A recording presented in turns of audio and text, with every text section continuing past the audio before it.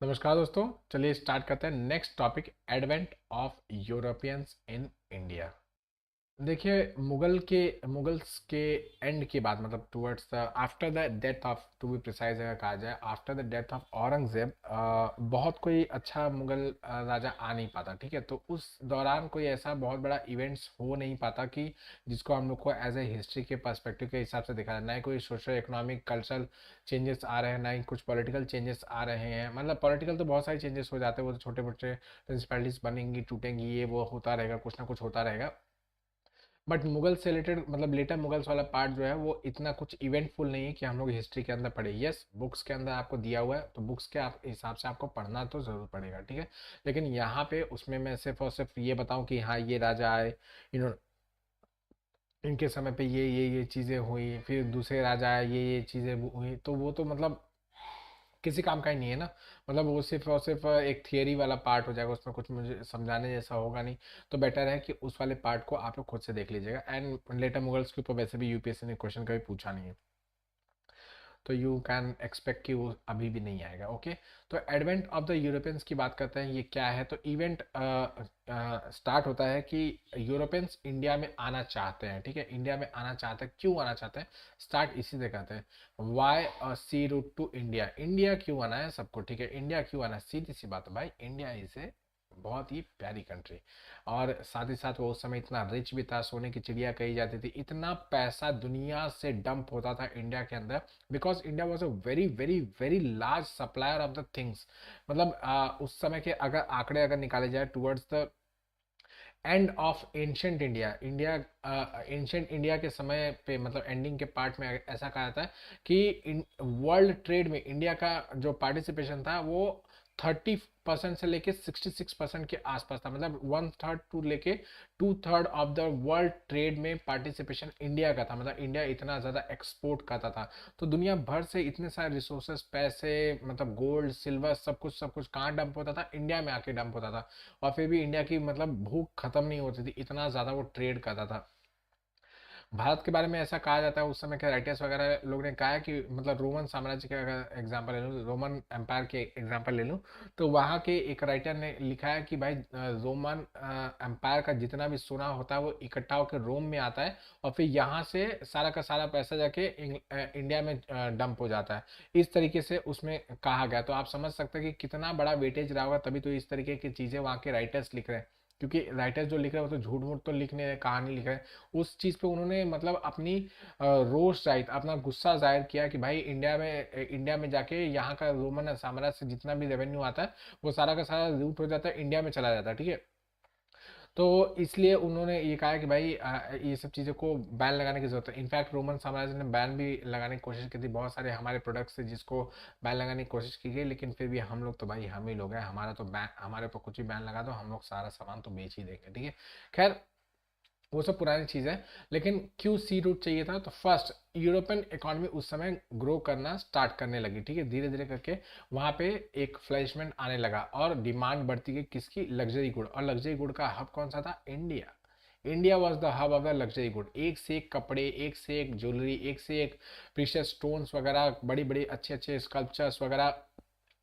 In fact घरों में use होने वाले बेसिक यूटेंसिल्स वगैरह भी इतने फर्निश्ड और इतने प्यारे बनाए जाते थे कि मतलब लेना है तो इंडियन ही लेना है, बाय इंडियन वाला कॉन्सेप्ट था उस समय। ठीक है, तो इतना लग्जरी गुड्स वगैरह का हब होने की वजह से यहाँ पे बहुत ज़्यादा सी रूट का एक्सेस होना बहुत इंपॉर्टेंट हो गया।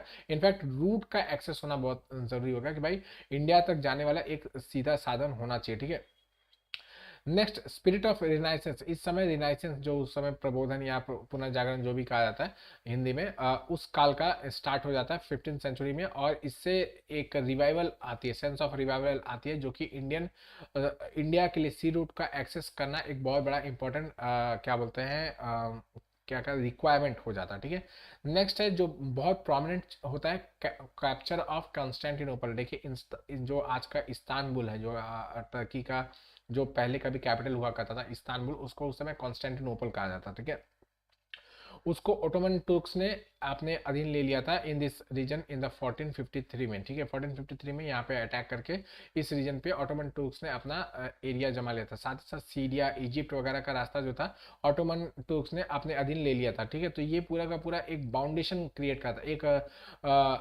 मतलब एक्सेस का रूट ही पूरी तरीके से बंद कर दिया था। मैं आप लोगों को दिखाता हूँ मैप के अंदर। ये आपका मैप है ओटोमन एम्पायर का, एम्पायर का मतलब जो एक्चुअल जो पीक पे था तब का ये मैप है, ठीक है।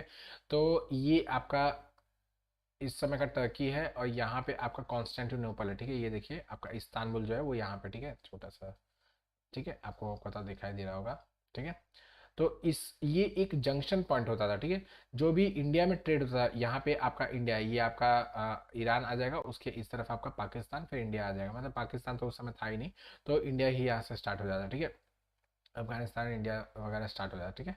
तो पहले क्या होता था, यूरोप से जो भी ट्रेड होता था वो लैंड रूट के थ्रू अगर आता था तो या तो इस तरीके से आता था ऐसे, या तो फिर इस तरीके से आता था ऐसे, ठीक है। तो ये एक रूट हुआ करता था। इसके अलावा एक और रूट ये होता था कि भाई यहाँ से मतलब आपके वेनिस, जिनोआ, ये सब जो होते थे ये यहाँ पे ट्रेड करते थे, इजिप्ट वगैरह में ट्रांसफर करते थे अपना सामान, और इजिप्ट से बाय लैंड रूट इस तरीके से यहाँ पे इंडिया में ट्रांसफर किया था। मतलब ये एक कुछ ऑफ एक सॉर्ट ऑफ लैंड रूट होता था जो बहुत पॉपुलर था, ठीक है। ये बहुत ही पॉपुलर लैंड रूट की बात कर रहा हूँ। और ये लैंड रूट होने की वजह से लोग इसमें बहुत ज़्यादा मतलब डरते नहीं थे, आसानी से वेंचर आउट कर जाते थे कि हाँ ज़मीन तो दिख रही है ना, चल तो सकता है। पानी में तो भाई डर लगा रहता था, कब पता नहीं कब तूफान आ जाए, कब उस समय की बोट्स वगैरह इतनी मजबूत होती नहीं थी। खैर उसमें नहीं जाएंगे। तो ये हो गया कि इस रीजन में जब आपका ऑटोमन साम्राज्य पूरी तरीके से इवॉल्व करने लगा तो उसने इस रास्ते इस जो ट्रेड रूट्स थे इंडिया की तरफ जाने वाले, इनके ऊपर एक टोल टैक्स लेना और आधिपत्य बना लिया कि भाई इस रीजन का तो दादा मैं हूँ, इस रीजन का तो भाई भाई मैं हूँ, तो आप लोग को मुझे टैक्स देना पड़ेगा, उसके बाद ही आप इस रीजन से जा सकते हो।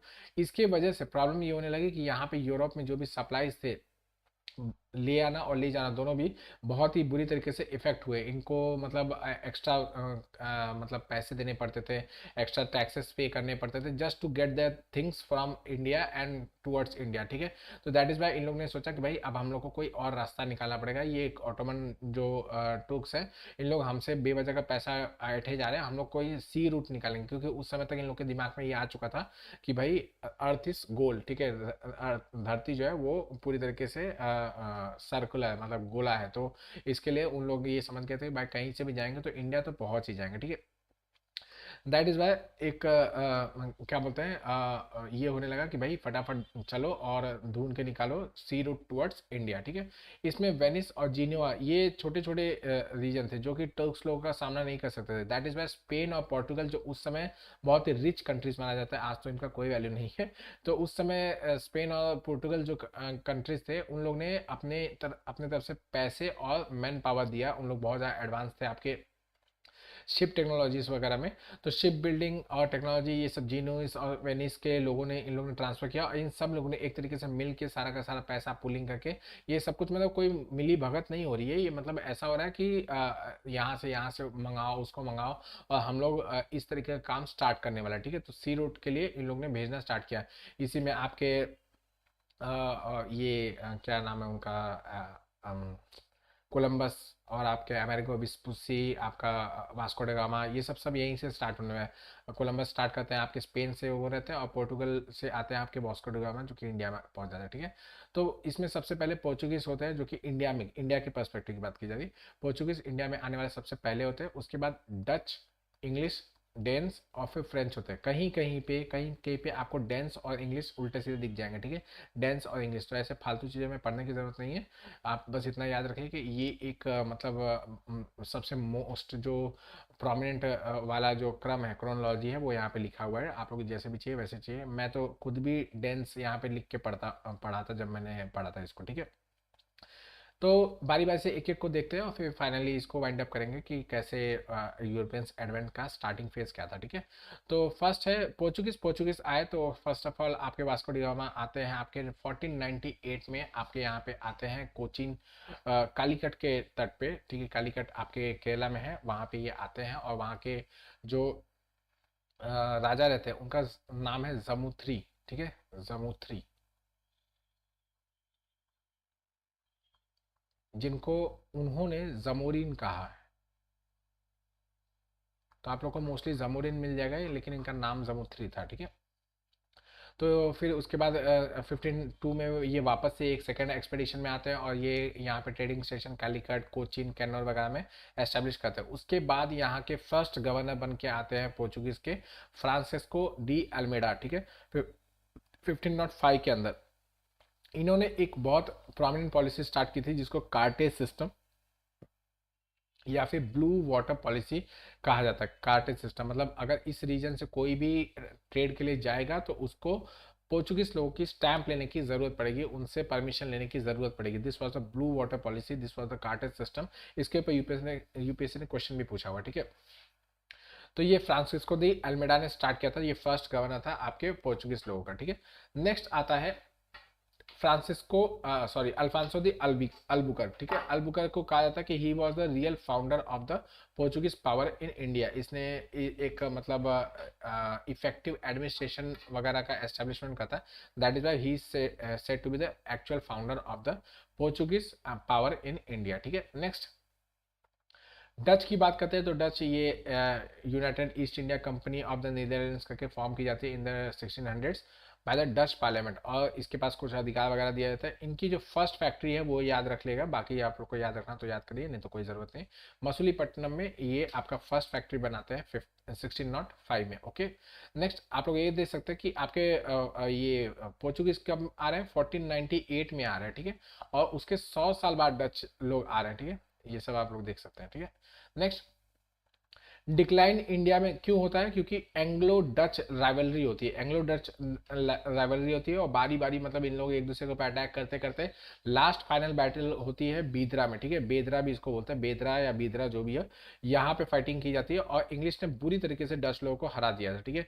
इसमें हराने की वजह से डच लोग यहाँ से भाग जाते हैं, मतलब एक तरीके से बोल देते हैं, सरेंडर कर देते हैं कि हमारा जो यहाँ पे जो भी स्टेशंस वगैरह हैं वो सब आप इंग्लिश पीपल आप लोग ले लो और हम लोग चले मलाया पेनिनसुला, ठीक है। तो वो चले जाते हैं मलाया पेनिनसुला में और वहां पे जाके फिर उन लोग कॉन्सेंट्रेट करते हैं, अपना सारा का सारा एफर्ट्स उस जगह पे कॉन्सेंट्रेट करते हैं, ठीक है। नेक्स्ट फ्रेंच, फ्रेंच की बात करते हैं तो इसका जो स्थापना किया जाता है वो उनका नाम है कोलबर्ट, ठीक है। कोलबर्ट एक मिनिस्टर होते हैं आपके लुइस 14 के।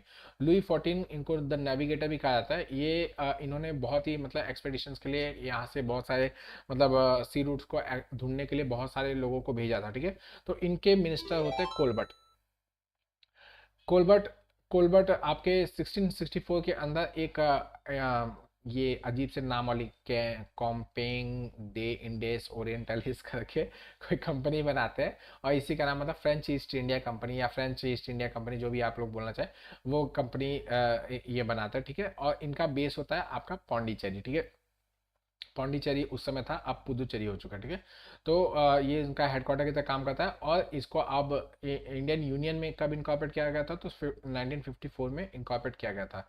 अब देखते हैं राइवलरी जो कि फ्रेंच के साथ इंग्लिश लोगों की थी, जिसकी वजह से एंग्लो फ्रेंच राइवलरी बहुत ज़्यादा चली और जिसकी वजह से काफ़ी मतलब हमारे यहाँ पे एक हिस्ट्री का सिलेबस भी बढ़ गया और यहाँ पे बहुत ऐसे इवेंट्स होते हैं जिसकी वजह से मतलब एक फ्रेंच का डोमिनेशन कम हो जाता है। जो कि फ्रेंच लोग आते तो बहुत नई नई चीज़ें लेके आते हैं, लेकिन फिर भी फ्रेंच पीछे हट जाते हैं और इंग्लिश लोग आगे आके डोमिनेशन करते हैं। तो बारी बारी से हम लोग देखेंगे एंग्लो फ्रेंच वॉर्स जो भी हुए थे भारत के अंदर, ठीक है। फर्स्ट फर्स्ट आते हैं फर्स्ट काइनेटिक वॉर या फिर फ्रेंच एंग्लो वॉर भी कहा जाता है इसको। तो ये हुआ था 1746 से लेकर 1748 के बीच में। तो इसमें आप लोग को ये सब चीज़ें याद नहीं रखनी होती, जैसे कि लोग हम लोग कोशिश करते हैं कि ये याद कर लेना कि कैसे हुआ, प्रोसीजर ऑफ द वॉर या स्टेप्स ऑफ द वॉर, कैसे वॉर स्टार्ट किसने किया, किसने लड़ाई स्टार्ट की, किसने किसको डांटा, किसने किसको मारा, किसने पहले मुक्का मारा, पहले किसने लात चलाई, ये सब चीज़ें इसमें ये नहीं पढ़ाई जाती है। इसमें इंपॉर्टेंट ये होता है कि आपका जो वॉर था उसमें कोई ऐसा आउटकम आया क्या जिसने बहुत ही कुछ चेंजेस ला दिया हो। एंड सेकेंड थिंग, अगर कोई ट्रीटी हुई है तो ट्रीटी का नाम पता होना चाहिए, इसके अलावा कुछ याद रखने की जरूरत नहीं होती, ठीक है। तो इसमें ये लड़ाई वगैरह कैसे हुई ये सब आप लोग को याद करना तो याद कर सकते हैं। इसमें जो इम्पोर्टेंट बैटल है वो है सेंट टॉम की बैटल, ठीक है। ये सेंट टॉम की बैटल होती है, ये फ्रेंच फोर्सेस के बीच में और महफूज खान जो कि अनवरुद्दीन का कमांडर था उसके बीच में होता है। अनवरुद्दीन एक्चुअली इंग्लिश लोगों की तरफ से लड़ाई करता है। एक्चुअली कुछ ऐसी राइवलरी होती है, थोड़ा सा बैक में अगर जाके आपको बता दूं तो इंग्लिश नेवी ने के क्या बोलते हैं एक कमांडर रहता है बार्नेट, वो फ्रेंच शिप को पकड़ लेते हैं। फ्रेंच लोग क्या करते हैं वहां से, मतलब डुप्लेसिस जो रहता है वो इंग्लिश लोगों के ऊपर अटैक करता है और बुरी तरीके से इनको कुटम्मस कर देता है, भयंकर भयंकर मारता है भयंकर तरीके से। और ये अपनी जान बचा के, मतलब इन लोग इंग्लिश लोग अपना जान बचा के नवाब ऑफ कर्नाटिक जो अनवरुद्दीन रहते हैं उनसे अपील करते हैं कि भाई बचाओ बचाओ बचाओ बचाओ। लड़ाई उनकी चल रही है, अब यहाँ के लोगों को इन लोग परेशान करते हैं कि भाई हम लोग को बचाओ बचाओ, नहीं तो हम लोग परेशान, हम लोग मारे जाएंगे ऐसा वैसा करके। और हम लोग तो भाई दयालु होते ही थे, तो अनवरुद्दीन ने क्या किया, अपनी तरफ से सेना भेज दी और लड़ाई करने के लिए भेज दिया। अब फ्रेंच लोग तो इतने मतलब एडवांस टाइप के टेक्नोलॉजी वगैरह यूज कर रहे थे, यहाँ पे अनवरुद्दीन अपने तलवार वगैरह लेके भेजता है महफूज खान को। तो महफूज खान खुद भी महसूस नहीं कर पाता है और उसको खूब कुटमस की जाती है यहाँ पे बाय द फ्रेंच फोर्सेस। तो फ्रेंच फोर्सेस इनको बहुत बुरी तरीके से मारते हैं और फिर ट्रीटी होती है एलिक्स ला चैपल का। ये आप नाम से समझ में आ रहा होगा कि यहाँ पे नहीं हो रही है, फ्रांस में हो रही है। फ्रांस में एक जगह है एलिक्स ला चैपल, वहां पे ये क्या बोलते हैं ट्रीटी कराई जाती है, ठीक है। इस ट्रीटी में ये डिसाइड किया जाता है कि भाई जिसने जिसने जितनी जितनी लड़ाई वड़ाई की थी, जिसने जिसने जिसको इसको एरिया मिला था वो एरिया वो वापस वापस से रिटर्न कर देगा। इसमें सबसे इम्पोर्टेंट बात है मद्रास, ठीक है। मद्रास ये इंग्लिश लोगों के पास वापस आ जाता है इस समय। वहां पे मतलब ये आपका पीरियड जस्ट अमेरिकन रेवोल्यूशन से पहले का पीरियड, ठीक है। अमेरिकन रेवोल्यूशन 1771 में 1776 में स्टार्ट होता है, तो ये इससे जस्ट पहले का पीरियड है। और इस समय अमेरिका में मतलब डिस्कंटेंट शिवर मतलब बॉयल होता रहता है between the American and the British forces के बीच में। तो ये धीरे धीरे डिस्कंटेंट का माहौल आता है, उसमें भी फ्रेंच लोग जब इस पे अटैक करते हैं तो फ्रेंच लोग मतलब फ्रेंच लोगों का भी पोजीशन होता है नॉर्थ अमेरिका में। तो इनमें अमेरिका को मतलब सॉरी इंग्लैंड को चुनना पड़ता है कि अमेरिका को बचाए कि मद्रास को बचाए। तो अमेरिका को ना बचा के वो चुनते हैं मद्रास को बचाना। तो आप समझ सकते हैं कि एक समय में मद्रास अमेरिका से ज़्यादा इंपॉर्टेंट हुआ करता था, ठीक है। तो उन्होंने यहाँ पे बचाने की कोशिश की थी, हालांकि कुटम्मस हो जाती है, बुरी तरीके से पिटाई हो जाती है और ये क्या बोलते हैं हार जाते हैं और इनको फ्रेंच पोजीशन वगैरह सब वापस वापस इनको इनको दे देना पड़ता है। और इससे ये पता चला कि भाई इस दौरान इस लड़ाई में ये पता चलता है कि नेवल पावर का कितना वैल्यू है। क्यों? क्योंकि फ्रेंच फोर्सेस जो रहती है वो मोस्टली नेवल एक्सेस करके ही लड़ाई करती है। यहाँ पे जो आपका सेंट टॉम की लड़ाई होती है अनवरुद्दीन के साथ, ये भी नेवल फोर्सेस की वजह से पूरी तरीके से पलट दी जाती है। मतलब काफ़ी हद तक जो अनवरुद्दीन होता है वो लैंड फोर्सेस से जीतने की कोशिश करता था, लेकिन नेवल फोर्सेस बैक में आ जाती है और अनवरुद्दीन की मतलब जो महफूज खान रहता है उसकी बड़ी बुरी पिटाई करता है, ठीक है। नेक्स्ट सेकेंड कर्नाटिक वॉर होती है, ये सब चीज़ें होती है। इसमें निज़ाम उल मुल्क रहते हैं, वो मर जाते हैं, उनके फिर बच्चे होते हैं, उन लोगों में आपस में लड़ाई स्टार्ट हो जाती है। ये सब चीज़ें आप लोगों को याद रखने की कोई ज़रूरत नहीं। इसमें याद रखिएगा कि इसका एंडिंग होता है ट्रीटी ऑफ पौंडीचेरी के साथ 1755 में। इसका मतलब जो समय है वो भी याद रखिएगा, ठीक है। इसमें ये पता चलता है कि भाई आपका इसमें भी सेम ये डिसाइड किया जाता है कि जिसने से जो जो चीज़ें हथियार ली थी बिफोर द वॉर, जिसका इसका जैसा था वो वैसा वैसा पहुंचा दिया जाता है। इन सब राइवलरी में एक चीज़ बढ़ के बाहर आती है क्या, कि भाई लड़ाई किसकी किसकी चल रही है, फ्रेंच की इंग्लिश की, लेकिन सपोर्ट कौन कर रहा है, इंडियन सपोर्ट कर रहा है। दोनों के दोनों को सपोर्ट कर रहा है, किसके लिए, इंडियन टेरिटरी के लिए सपोर्ट कर रहे हैं कि भाई आप लोग को लड़ना है, लड़िए लड़िए और आपको मैं अपनी जमीन भी देने वाला हूँ। समझ में आ रहा है कि नहीं? एक एक प्लॉट है, एक जमीन है, इसका कोई मालिक है, ठीक है। इस मालिक ये आपका ए जो है ये इसका मालिक है। यहाँ पे दो लोग आते हैं, अपने अपने छोटे छोटे घर बनाते हैं, ठीक है। ये बोलता है आप लोग रह सकते हो, काम कर सकते हो, लेकिन आप लोग को यहाँ पे हमेशा परमानेंटली नहीं रहने को मिलेगा, ठीक है। इन लोग बोलते हैं हाँ हम लोग परमानेंट रहने के लिए आए भी नहीं, थोड़े समय के लिए हम लोग चले जाएंगे। उसके बाद ये आपस में लड़ना स्टार्ट कर देते हैं, आपस में लड़ना स्टार्ट कर देते हैं। और ये जो ए है, जो जमीन मालिक है, वो इन दोनों में से किसी एक का सपोर्ट कर रहा है, किसी कभी इसका सपोर्ट कर रहा है, कभी उसका सपोर्ट कर रहा है, और अल्टीमेटली हारता है यही, ये जो ए है यही हारता है और इन दोनों में से कोई एक इस पूरे के पूरे प्लॉट का मालिक बन जाता है। तो आप समझ रहे हैं कि कैसा मतलब ये कितना गोलमाल वाला काम चीज हो रहा है। और हार कौन रहा है, इंडियंस हार रहे हैं और लड़ाई किसकी चल रही है, बाहर यूरोपियंस की चल रही है, ठीक है। लास्टली आपका थर्ड कर्नाटिक वॉर जो कि फाइनल वॉर होता है, इसको 7 ईयर वॉर्स का एक कंटिन्यूएशन माना जाता है। यूरोप के अंदर इंग्लैंड और फ्रांस ने 7 year war, 16 year war, 10 year war, 100 year war भी लड़े हुए हैं, ठीक है। तो उसी का एक पार्ट है यहाँ पे 7 ईयर वॉर, जो कि उस समय यहाँ पे लड़ा जाता है। 7 ईयर वॉर यूरोप में जो लड़ा जाता है वो 1756 से लेकर 63 के बीच में लड़ा जाता है, लेकिन यहाँ पे 5 ईयर की तरफ ही चलता है, मतलब की तरह ही चलता है। 58 से लेकर 63 के बीच में ये लड़ाई चलती है, ठीक है। इसमें सबसे बड़ा इंपॉर्टेंट चीज होता है कि फ्रांस इसमें हार जाते हैं। फ्रांस फ्रांस जो ईस्ट इंडिया कंपनी थे वो हार जाती है। British general under sir Eyre Coote रहते हैं, इन्होंने लैली को, उनका मतलब जो फ्रांस का कमांडर होता है वो, उनका नाम है काउंट डे लैली, उसको बुरी तरीके से हरा देते हैं इन द वॉन्डी वॉश एक जगह है, वहाँ पे बुरी तरीके से हरा देते हैं 1760 के अंदर, और उनको फोर्स कर देते हैं रिट्रीट करने के लिए। और इसके वजह से ब्रिटिश ईस्ट इंडिया कंपनी की एक प्रभुसत्ता स्थापित हो जाती है कि भाई इनको कोई हरा नहीं सकता। क्यों? क्योंकि ये जो वॉन्डिवाश की लड़ाई होती है वो बहुत ही मतलब डिफिकल्ट लड़ाई होती है, और फ्रेंड्स लगता है कि जीत जाएंगे, लेकिन फिर अल्टीमेटली सर आयरकूट आते हैं और ये पूरी तरीके से एक मतलब बाजी को पलट देते हैं, एंड बुरी तरीके से फ्रेंच फोर्सेस को हरा के पूरी के पूरी इस मतलब फ्रेंच जो आर्मी रहते हैं बुरी तरीके से उसको रूट कर देते हैं, और भागते भागते इनके पीछे पीछे पौंडीचेरी तक चले जाते हैं। फ्रेंच लोगों को मतलब जो उनका एरिया था पौंडीचेरी, उसके अंदर सिर्फ उनको कन्फाइन कर देता है कि भाई इससे बाहर आप निकलोगे नहीं, ठीक है। तो यहाँ पे 7 ईयर्स वॉर कंक्लूड होता है ट्रीटी ऑफ पेरिस के साथ, जो कि 1763 में की गई, और इसके द्वारा ये कहा गया कि भाई फ्रांस लोगों को पौंडीचेरी, कराईकल, माहे और यानम दे दिया जाएगा। इसके अलावा चंद्रनगर भी दिया गया था। चंद्रनगर, पौंडीचेरी, कराईकल, माहे, यानम दिया जाता है, और कहा जाता है कि भाई अब आप इससे बाहर नहीं निकलोगे, इसके अंदर ही आप लोग रहने वाले हो, और इन सब रीजन को आप फोर्टिफाई भी नहीं करने वाले हो। आप इसके अंदर रह सकते हो, काम कर सकते हो, ट्रेड कर सकते हो, लेकिन आप कोई फोर्टिफिकेशन नहीं कर सकते, कोई भी सोल्जर एक्टिविटी नहीं कर सकते, आर्मी बिल्टअप वगैरह नहीं कर सकते। हम लोग आपकी देख रेख करेंगे, आप टेंशन मत लो, ठीक है। इस इस तरीके से ये वॉर खत्म हो जाती है, ठीक है।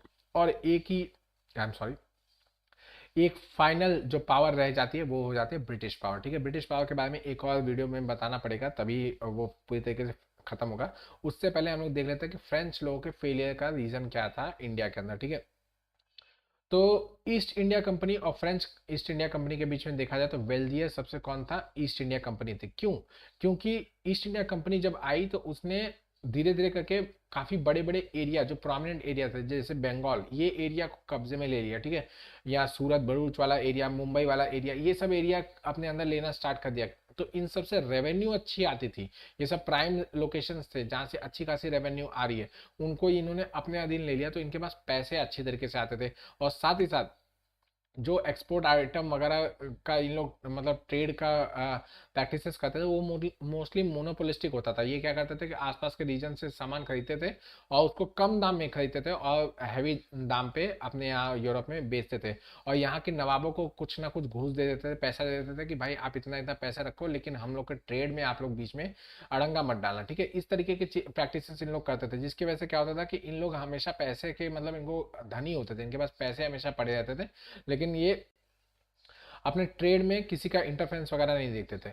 नेक्स्ट, नेवल स्ट्रेंथ, वो ब्रिटिश लोगों की हमेशा से सिक्योरिटी रही थी, क्योंकि आप लोग देखेंगे कि इंग्लैंड जो है वो पूरी तरीके से, यहाँ पे अगर मैप में दिखाऊं तो इंग्लैंड जो है ये देखिए ये पानी से घिरा हुआ है, तो ये इनको अब लैंड फोर्सेस की इतनी ज़रूरत तो है नहीं, इनको मेन इंपॉर्टेंट क्या है आपके नेवल फोर्सेस। उस समय एयर फोर्सेस तो होते नहीं थे, तो लैंड फोर्सेस तो यहाँ के रीजन को सपोर्ट करने के लिए है ही है, लेकिन उनसे ज़्यादा इंपॉर्टेंट क्या है? Naval forces. नेवल फोर्सेस इन्होंने अच्छी खासी बना के रखी थी अपने आप को सिक्योर करने के लिए, दैट इज़ वाई इनकी नेवल स्ट्रेंथ जो थी वो बहुत ज़्यादा अच्छी होती थी।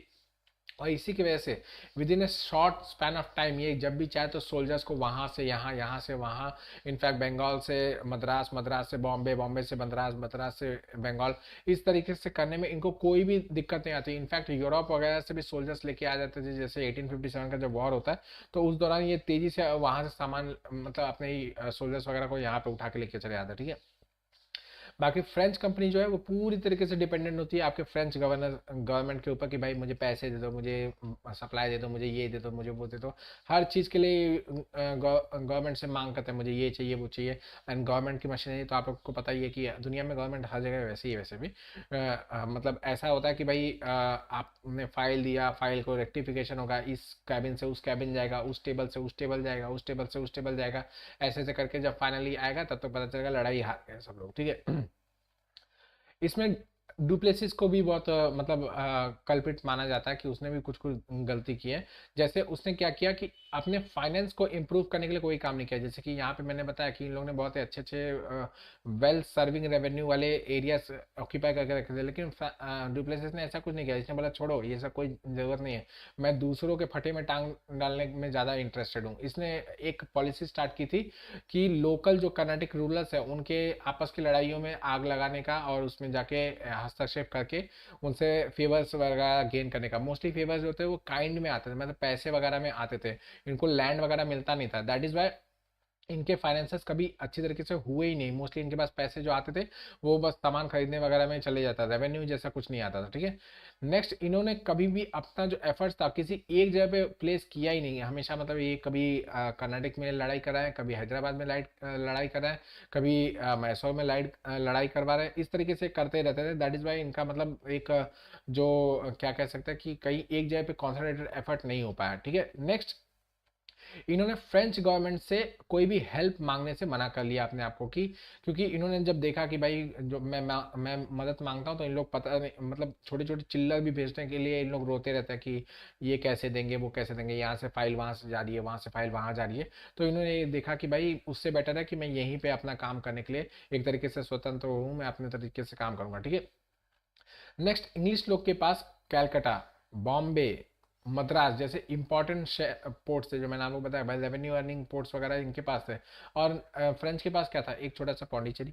ठीक है तो मतलब इतना छोटा सा पौंडीचेरी होने के बावजूद इन लोग कुछ मतलब आगे एक्सपांड नहीं कर रहे थे, ये इनकी सबसे बड़ी गलती थी। ठीक है, नेक्स्ट, बैटल ऑफ प्लासी जो कि आपका 1757 में जब होता है, तो इसके बाद से इंग्लिश लोगों के पास एक अच्छा खासा एरिया आ जाता है। बिहार, बंगाल, उड़ीसा, आसाम वगैरह का रीजन जो अभी का बांग्लादेश है, ये इतना बड़ा एरिया का रेवेन्यू की जिम्मेदारी किसकी आ जाती है, इंग्लिश लोगों की आ जाती है। तो इतना करोड़ों का इन लोग का टर्नओवर आ जाता है अपने आप ही, इतनी रेवेन्यू आ रही है, तो आसानी से इन लोग लड़ने वड़ने के लिए कोई भी आसानी से मतलब फ्री हैंड रहता है कि हाँ लड़ो भाई लड़ो, पैसे की बहुत कमी है, मेरे पास बहुत पैसा है, इस तरीके से। ठीक है, नेक्स्ट, ब्रिटिश जो खेमा है उसके अंदर कुछ केपेबल सोल्जर्स है, जैसे कि रॉबर्ट क्लाइव, स्ट्रिंजर लॉरेंस, सर आयाकुट, ये सब बहुत ही पावरफुल पावरफुल रहते हैं। लेकिन यहाँ पे इनके पास कौन रहता है, फ्रांस के पास आपका लैली है और डुप्लेसिस है। तो ये ज़्यादा मतलब इन दोनों के बेसिस पे क्या ही हो जाता। ठीक है, लास्टली, ट्रीटी ऑफ पेरिस जो मैंने आपको बताया, चंद्रनगर, पौंडीचेरी, यानम, कराईकल, माहे, इन लोग को दे दिया था कि भाई आप लोग इसको कभी भी फोर्टिफाई नहीं करोगे, यहाँ पे कोई ट्रूप्स वगैरह नहीं रखोगे, आप आपकी जिम्मेदारी हम लोग रखेंगे और आप हमेशा हम लोग का सपोर्ट करोगे। ठीक है, इस तरीके से फ्रेंच लोग उनका सपोर्ट करते हैं, एंड फिर आगे चल के एक ही पावर रह जाती है, मतलब मोस्ट प्रोमिनेंट पावर रह जाती है, वो है ब्रिटिश पावर। ठीक है, तो नेक्स्ट हम लोग देखेंगे इंडिया में ब्रिटिश पावर का एडवेंट और क्या क्या वॉर्स वगैरह इंपॉर्टेंट लड़े गए, वो सब हम लोग देखेंगे। ठीक है, चलिए बाय।